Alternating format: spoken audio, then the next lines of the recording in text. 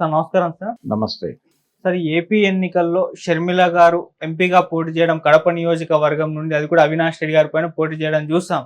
అది కాస్త అందరిలో కూడా ఆసక్తి కలిగింది. ఈ నియోజకవర్గంలో మరి షర్మిల గారు గట్టి పోటీ ఇస్తారా, గెలుస్తారా అన్న దాకా కూడా వెళ్ళింది. చివరికి చూస్తే అవినాష్ రెడ్డి గారు గెలిచారు. కాకపోతే షర్మిల గారి ప్రభావం ఇక్కడ అన్నగారి పైన కూడా పడింది. అందుకే ఇటువంటి స్థితి వచ్చింది. అంటే వైసీపీ అంత ఘోర ఓటమికి షర్మిల గారి ప్రభావం కూడా ఉంటుంది అని కూడా మాట్లాడుతున్నారు. ఎంటైర్ షర్మిల గారి గురించి మీరేం చెప్తారు సార్? ఈ ఎలక్షన్స్ లో తన పాత్ర ఏంటంటారు? అంటే ఒకటి 2 రకాల గొడవలు ఉండుండొచ్చు ఫ్యామిలీలో. పవర్ షేర్ లేదు, ఆస్తికి సంబంధించిన వివాదాలు ఉన్నాయనే విషయం ఈవిడ మాట్లాడటమే కాదు, ఆవిడ మేనత్త కూడా మాట్లాడింది. ఓకే.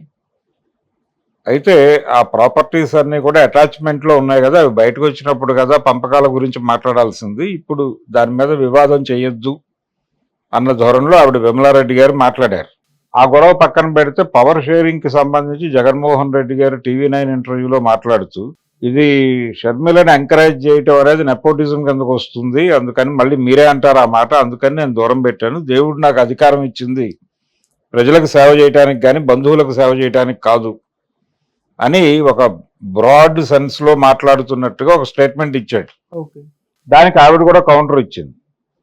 అంటే మీరు ముఖ్యమంత్రి కావడం నెపోటిజం కాదు, కానీ మేము అధికారంలోకి రావాలనుకోవడం నెపోటిజం కిందకు వస్తుందా అన్నట్టు మాట్లాడింది ఆవిడ. అంటే ఇంకెవరు రాజకీయాల్లో ఉండొద్దని చెప్పడానికి నువ్వెవరు అన్న ధోరణిలో వెళ్ళింది ఆవిడ.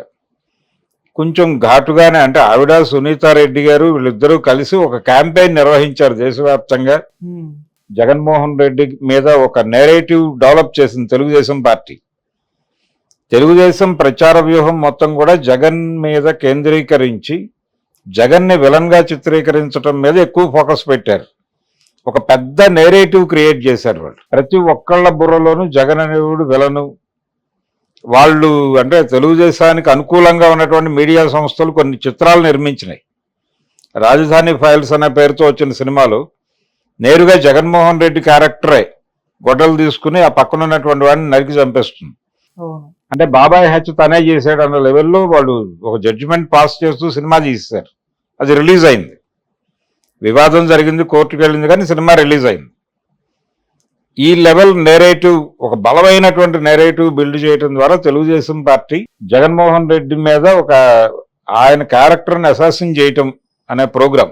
నిన్న చంద్రబాబు గారు మాట్లాడుతూ ఒక మాట అన్నాడు పవన్ కళ్యాణ్ దగ్గర, క్యారెక్టర్లను అసాసిన్ చేస్తూ కొన్ని మీడియా సంస్థలు చాలా దుర్మార్గమైన ప్రచారాలు చేశాయి అన్నాడు. వీళ్ళు కూడా చేశారు అదే పని.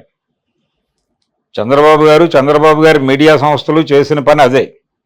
అంటే మేం చేస్తే మాత్రమే శృంగారం, అవతలవాడు ఎవరు చేసినా వ్యభిచారం అన్న టోన్లో మాట్లాడాడు చంద్రబాబు. నేను చాలా దుర్మార్గంగా పర్టికులర్గా ఎన్టీవీ వాళ్ళని అలాగే 10TV వాళ్ళని టార్గెట్ చేస్తూ మాట్లాడాడు ఆయన. ఎలాగైతే జగన్ వీళ్ళని ABN, ఈనాడు, ఆంధ్రజ్యోతి అని మాట్లాడతాడు, అదే ధోరణిలో నిన్న చంద్రబాబు గారు మాట్లాడాడు. అంటే జగన్గా మారుతున్న చంద్రబాబుని చూడండి అన్న టోన్లో కొన్ని ట్రోల్స్ వచ్చినాయి. ఈ లెవెల్లో ఆయన డిజైన్ చేసినటువంటి ఒక నెరేటివ్కి జగన్ దుర్మార్గుడు, సైకో, అతను అసలు మనిషి కాదు.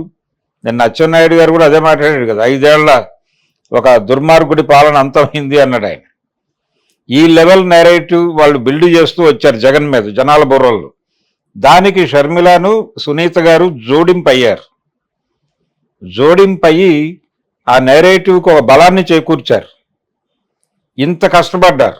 అలాగే లెఫ్ట్, కాంగ్రెస్ ఒక కంపార్ట్మెంట్లోను, జనసేన, తెలుగుదేశం, బీజేపీ ఒక కంపార్ట్మెంట్లోను, ఒక 2 కంపార్ట్మెంట్ల ట్రైన్. ఆ ట్రైన్కి చంద్రబాబు నాయుడే ఇంజన్. వీళ్ళందరినీ వేసుకుని జగన్మోహన్ రెడ్డితో యుద్ధం చేశాడు ఆయన. ఈ యుద్ధం జరుగుతూ ఉండగానే, అంటే కాంగ్రెస్ పార్టీతో వ్యూహాత్మకంగా పొత్తు లేదు కానీ అప్రకటిత కలయిక ఉంది, అప్రకటిత పొత్తు ఉంది. ఆ పొత్తులో భాగంగా ఆయన అక్కడ భూపేష్ రెడ్డిని నిలబెట్టాడు కడప ఎంపీగా. అతను పెద్దగా ప్రచారం చేయలేదు, ఓడిపోతానని తెలుసు, అతనికి ప్రిపేర్ అయ్యాడు కూడా ఓటమికి. వాళ్ళిద్దరి మధ్య పోటీ కేంద్రీకృతం అవుతుంది అనుకున్నారు. షర్మిలకిను అవినాష్ రెడ్డికి మధ్య పోటీ ఉంటుంది అనుకున్నారు, కానీ విచిత్రంగా తెలుగుదేశం పార్టీ ఓట్లు అట్లా టర్న్ అవ్వాల. అలాగే తెలుగుదేశం పార్టీకి అనుకూలంగా కొంత యాక్టివిటీ నడిచింది అక్కడ. అంటే ఈవీఎంల ట్యాంపరింగ్ లాంటి కార్యక్రమాలతో సహా వీటన్నిటి ఫలితంగా భూపేష్ రెడ్డి అనుకోకుండా ముందుకొచ్చాడు. షర్మిల వెనక్కి వెళ్ళిపోయింది. పోటీ అవినాష్ రెడ్డి వర్సెస్ భూపేష్ రెడ్డిగా మారింది నిన్న ఉదయం నుంచి. మొన్న రాత్రి వరకు షర్మిల వర్సెస్ అవినాష్ రెడ్డి ఫైట్.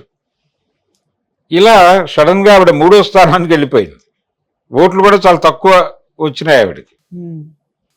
అంటే ఆవిడ పర్సనల్ గా ఆవిడ చేసిన ప్రచారం ఆవిడకి ఏం ఉపయోగపడాల, ఆవిడ పార్టీకి ఉపయోగపడాల. కాంగ్రెస్ పార్టీకి ఒక్క సీటు కూడా రాల. పార్లమెంట్లోను అసెంబ్లీలోనూ ఖాతా తెరుస్తుంది కాంగ్రెస్ పార్టీ అనుకున్నారు అందరూ. 2 చోట్ల జరగల.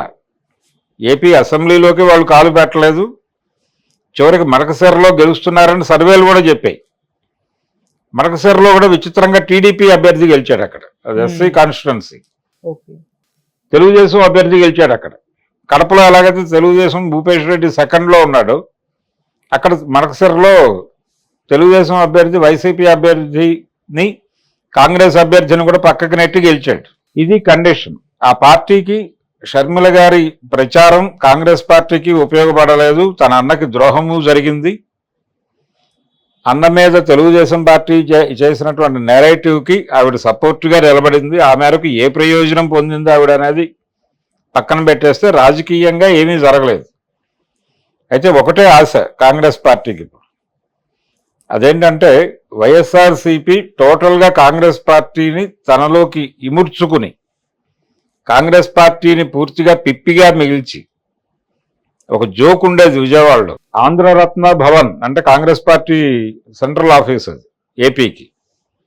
ఆంధ్రరత్న భవన్లో ఆఫీస్ బాయ్లతో సహా జగన్ తీసుకెళ్ళిపోయాడు అని, అక్కడ ఉండేటువంటి పని వాళ్ళతో సహా జగన్ తీసుకెళ్ళిపోయాడు అనేది ఒక ప్రచారం జరిగేది. సో ఇప్పుడు జగన్మోహన్ రెడ్డి ప్రభుత్వం పడిపోవడం మాత్రమే కాదు, అది 11 స్థానాలకు పడిపోయింది. తన బలాన్ని తిరిగి కాంగ్రెస్ పార్టీ వెనక్కి తీసుకోవడానికి ఒక అవకాశం దొరికింది ఇప్పుడు.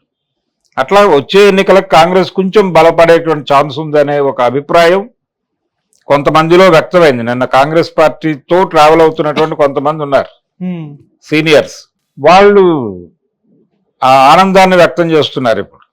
అంటే తమ పార్టీ గెలవటమా ఓడిపోవటమా అనేది పక్కన పెట్టేసి జగన్ నాశనం అయితే కాంగ్రెస్ పార్టీ బాగుపడుతుంది అన్న నెరేటివ్లో వాళ్ళు మాట్లాడుతున్నారు. ఆ ఒక్క ప్రయోజనం నెరవేరింది. షర్మిల ఏపీలో రాజకీయ ప్రవేశం చేసి జగన్ మీద యుద్ధం ప్రకటించడం వలన ఆవిడ సాధించింది జగన్మోహన్ రెడ్డి ప్రభుత్వాన్ని పతనం చేసి చంద్రబాబు గారి ప్రభుత్వాన్ని అధికారంలోకి తీసుకురావటం, కేంద్రంలో ఎన్డీఏ ప్రభుత్వం అధికారంలోకి రావడానికి సహకరించడం. తను కాంగ్రెస్ పార్టీ అధ్యక్షురాలుగా పగ్గాలు చేపట్టి కాంగ్రెస్ పార్టీకి శత్రువైన ఎన్డీఏ కూటమి అధికారంలోకి రావడానికి తన వంతు సహకారాన్ని అందించింది ఆవిడ. ఇది కాంగ్రెస్ పార్టీ సమీక్షించుకోవాల్సిన వ్యవహారం. షర్మిలని భుజానేసుకుంది తెలుగుదేశం మీడియాని.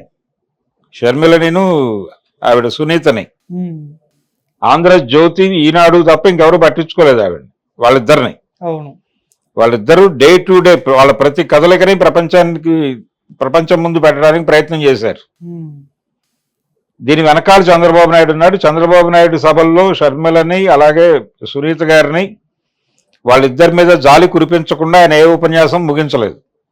కానీ షర్మిల గారి రాజకీయ ఉపన్యాసాల్లో చంద్రబాబు మీద కూడా దాడి చేశారు. అంటే ఆవిడ నటించారు అక్కడ. ఆవిడకి ఎక్కడో చంద్రబాబుతో ఒక అవగాహన ఉంది. ఆవిడ క్రిస్మస్ గిఫ్ట్ ఇచ్చింది వారికి, చంద్రబాబుకి. ఆ రోజు నుంచి ఈ అపవిత్ర కలయిక కూడికలు నడుస్తున్నాయి. దాన్ని కూడా దృష్టిలో పెట్టుకుని చూడాలి విషయాన్ని. అందుకని షర్మిల గారు ఏది ప్రయోజనం పొందినా అంటే వారి మేనమామ గారే ఏదో ఒక ప్యాకేజీ ఒప్పందం కూడా ఉంది అని. పవన్ కళ్యాణ్ దత్తపుత్రుడు అనేవాడు ఈయన జగన్మోహన్ రెడ్డి. అలా ఈవిడ తెలుగుదేశానికి దత్తపుత్రికలా మారింది అనే మాట రవీంద్రనాథ్ రెడ్డి ఆ లెవెల్ వరకు వాడాడు. కాబట్టి అందులో కొంత వాస్తవం ఉండొచ్చు, కొంత ఆవిడ గెయిన్ అయి ఉండొచ్చు. కానీ పొలిటికల్గా ఆవిడ కాంగ్రెస్ పార్టీకి వెన్నుపోటు పొడిచింది ఒక రకంగా. ఇటు అన్నకి వెన్నుపోటు పొడిచింది, కాంగ్రెస్ పార్టీకి వెన్నుపోటు పొడిచి కేంద్రంలో ఎన్డీఏ ప్రభుత్వానికి బలం చేకూర్చేలాగా, చంద్రబాబుకి ఎక్కువ సీట్లు వచ్చేలాగా జరిగినటువంటి నెరేటివ్లో ఆవిడ తన వంతు సహకారాన్ని అందించింది అనేది వాస్తవం. Okay sir. అది ఒక్కటే నెరవేరింది ఆవిడ రాజకీయ ప్రయోజనం, ఆవిడ రాజకీయ ప్రవేశం వలన ఆ ఒక్క ప్రయోజనం నెరవేరింది. కాంగ్రెస్ పార్టీకి ఏంటంటే గుడ్డిలో మెల్లలాగా జగన్మోహన్ రెడ్డి సర్వనాశనం అయ్యాడు కాబట్టి కాంగ్రెస్ పార్టీ తిరిగి పుంజుకుంటుందేమో చూడాలి. ఓకే. అది హోప్ మాత్రమే. కానీ ఇది వాస్తవం. ఎన్డీఏకి సహకారం అందించడం షర్మిల అనేది మాత్రం వాస్తవం. Okay sir. Thank you so much. Thank you.